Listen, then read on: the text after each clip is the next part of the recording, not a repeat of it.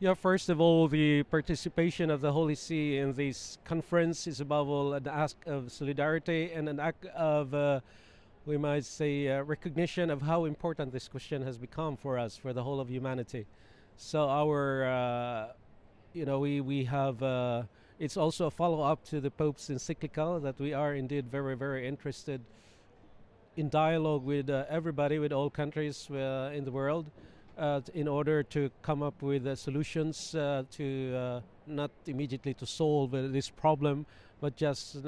not to make this problem worse, and then to make our world a better place to live for us and for future generations. That's always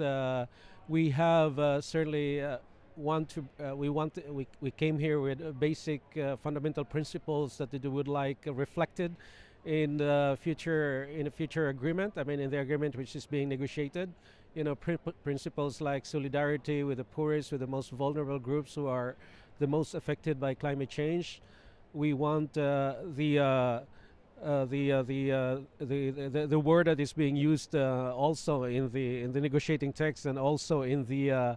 Laudato Si, is the word climate, a sort of climate justice. That is not necessarily a question of those who polluted the world must pay now or something like that, but we want the where there are principles there which are contained in the agreement which somehow reflect this idea, the principle of equity and the principle of common but differentiated responsibilities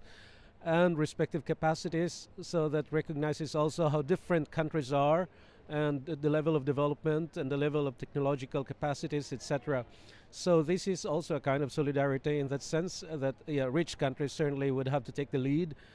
Rich countries would have really to, who have the technology, would have more responsibility to transmit this technology in order to help poor countries being able to adapt themselves better and to have better mitigation measures. So these are, we might say, we love to, we have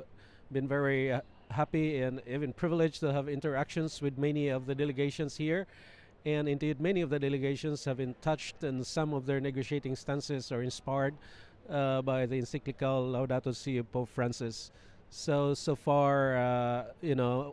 Holy Father certainly hopes for an ambitious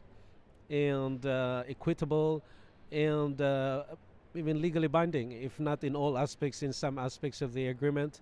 and something that everybody could adhere to and would, we might say, we agreed to what it means to them, what it